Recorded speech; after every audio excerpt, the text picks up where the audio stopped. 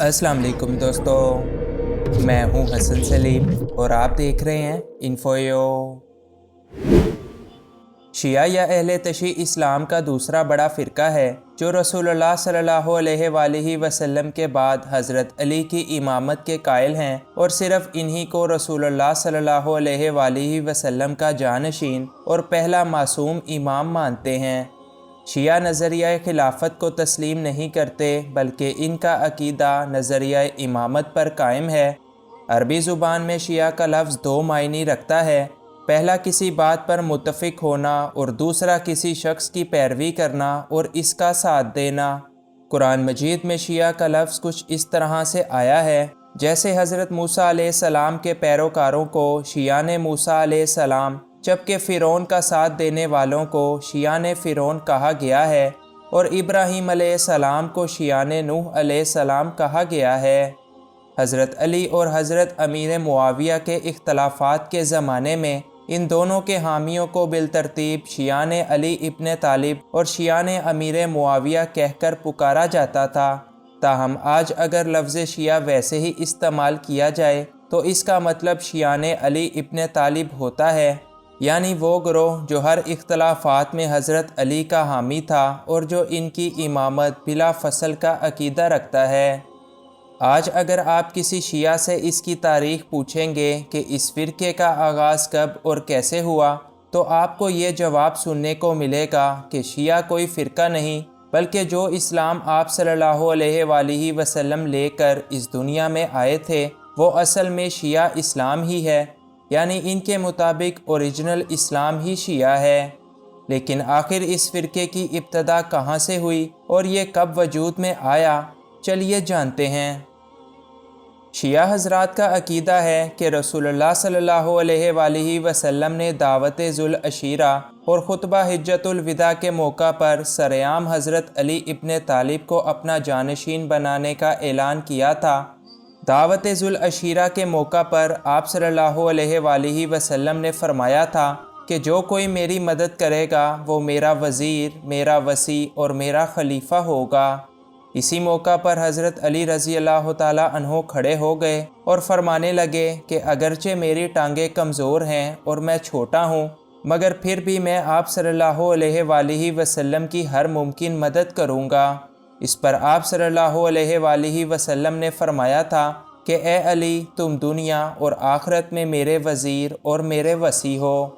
दूसरी मर्तबा रसूलुल्लाह सल्लल्लाहु अलैहि वसल्लम ने खुतबा हिज्जतुल विदा के बाद गदीर खम के मुकाम पर एक खुतबे के अंदर फरमाया कि जिसका मैं मौला इसके अली मौला हैं, और इन्हीं दो रिवायात की बिना पर शिया हज़रात हज़रत अली को आप सल्लल्लाहु अलैहि वसल्लम के बाद सबसे अफजल मानते हैं और इनसे पहले के तीन खुलफाए राशिदीन की इनके यहाँ कोई अहमियत नहीं है। ये बात है रसूलुल्लाह सल्लल्लाहु अलैहि वसल्लम की ज़िंदगी के आखिरी अय्याम की, जब अरब का ज़्यादातर हिस्सा इस्लाम के कंट्रोल में आ चुका था। आप सल्लल्लाहु अलैहि वसल्लम की बिगड़ती तबीयत और मुमकिना विसाल के पेश नज़र ये सवाल पैदा हुआ कि आप सल्लल्लाहु अलैहि वसल्लम के बाद इनका जानशीन और मुसलमानों का नया लीडर आखिर कौन होगा, और यही सवाल इस्लाम में फ़िरक़ों और तकसीम की बुनियाद बनी। इस सिलसिले में शिया और सुन्नी इस्लाम की तारीख़ के अलग अलग वाक़ियात पेश करते हैं, मगर इस वीडियो में हम सिर्फ शिया के पॉइंट ऑफ व्यू को ही डिस्कस करेंगे। अपनी वफ़ात से 4 दिन कबल आप सल्लल्लाहु अलैहि वसल्लम ने तमाम सहाबा इकराम को अपने कमरे के अंदर जमा फरमाया और कहने लगे कि मुझे एक कागज़ और कलम ला दो ताकि मैं तुम्हें कुछ नसीहत लिख सकूं। इस वक्त आप सल्लल्लाहु अलैहि वसल्लम की तबीयत काफ़ी ख़राब थी, लिहाजा हज़रत उमर ने फरमाया कि आप सल्लल्लाहु अलैहि वसल्लम को ज़हमत देना ठीक नहीं, और वैसे भी हमारे पास हिदायत के लिए कुरान मौजूद है। इस वक्त सहाबा इकराम के दो गिरोह बन गए और एक गिरोह ने हज़रत उमर की इस बात की मुखालफत की। जल्द ही कमरे में बहसो तकरार शुरू हो गई तो आप सल्लल्लाहु अलैहि वसल्लम ने सबको गुस्से में कमरे से बाहर चले जाने का हुक्म दिया। ताहम ये बात आज तक किसी को नहीं पता कि आप सल्लल्लाहु अलैहि वसल्लम उस दिन क्या नसीहत लिखवाना चाहते थे لیکن شیعہ حضرات یہ دعویٰ کرتے ہیں کہ آپ حضرت علی کو اپنے بعد اپنا جانشین بنانا چاہتے تھے، مگر حضرت عمر رضی اللہ تعالیٰ عنہ نے اپنی سازش کے ذریعے ایسا ہونے نہیں دیا۔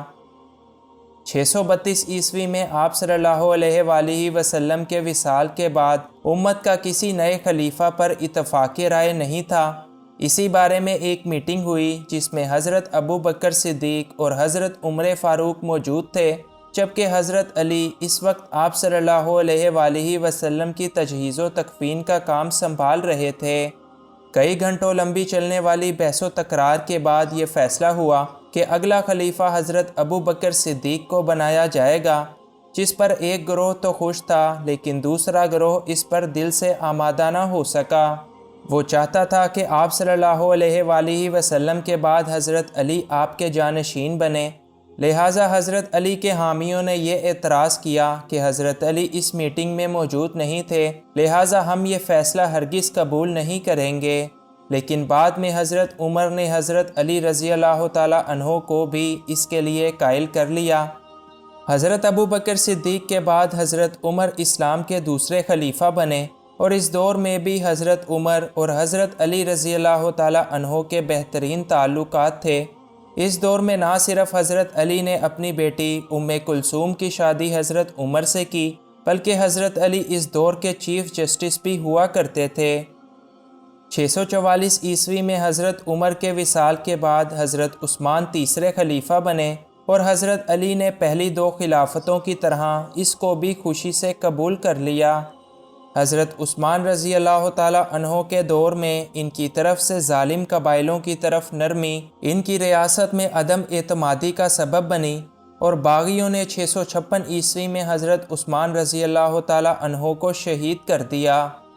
اس کے بعد حضرت علی اسلام کے چوتھے خلیفہ بنے، لیکن یہ کام اس وقت اتنا بھی آسان نہیں تھا، کیونکہ اس وقت تک مسلمانوں میں اختلافات کافی شدت اختیار کر چکے تھے۔ حضرت عثمان کا تعلق کیونکہ بنو امیہ خاندان سے تھا، اس لیے بنو امیہ خاندان حضرت علی سے حضرت عثمان کے قاتلوں کا بدلہ لینے کا مطالبہ کر رہا تھا، اور یہ تنازع اس قدر بڑا بن گیا کہ مسلمانوں کی آپس میں پہلی جنگ شروع ہو گئی۔ اس جنگ میں ایک طرف حضرت علی اور ان کے ساتھی تھے، جبکہ مخالفین میں حضرت امیر معاویہ اور ان کے ساتھی مد مقابل تھے۔ حضرت علی نے جنگ کو روکنے کے لیے امیر معاویہ سے مذاکرات کرنے کی کوشش کی، مگر کچھ سازشوں کی وجہ سے یہ مذاکرات کامیاب نہ ہو سکے، اور یوں دیکھا دیکھی ایک بڑی جنگ کا آغاز ہو گیا، جبکہ حضرت علی اپنے ساتھیوں کو روکتے رہے مگر کسی نے ان کی ایک بھی نہیں سنی۔ یوں 656 عیسوی میں حضرت علی اور حضرت امیر معاویہ کے درمیان جنگ جمل کا آغاز ہوا، جس میں بعد میں حضرت علی اور ان کی جماعت فتح یاب ہو گئی۔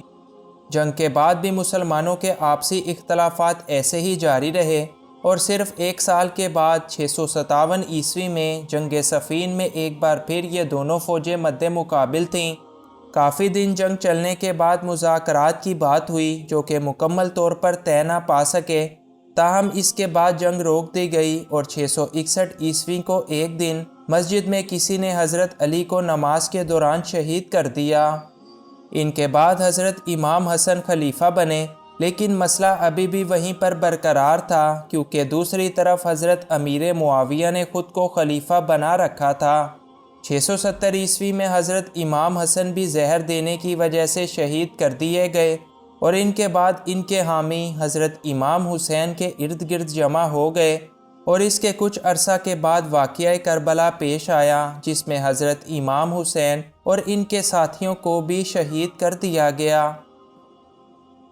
چنانچہ ایک لمبا سلسلہ جو رسول اللہ صلی اللہ علیہ وآلہ وسلم کے بعد ان کی جانشین کے تنازع سے شروع ہوا، اور حضرت امام حسین کی شہادت پر آ کر ختم ہو گیا۔ یہی اختلافات اسلام میں تقسیم کا باعث بنے۔ حضرت علی کے حامی جو پہلے تو ایک سیاسی تحریک تھی، لیکن بعد میں ایک فرقہ بن گئے، جن کا مقصد اہل بیت یعنی آپ صلی اللہ علیہ وآلہ وسلم کے خاندان میں سے کسی کو خلیفہ بنانا تھا، اور انہوں نے اس کے علاوہ بننے والے کسی بھی خلیفہ کو قبول نہیں کیا، اور ہمیشہ ان کی مخالفت ہی کرتے رہے۔ یہ اسلامی دنیا میں تقسیم کی آخری اور سب سے بڑی سازش تھی جس نے اسلام کو سنی اور شیعہ دو فرقوں کے اندر تقسیم کر دیا۔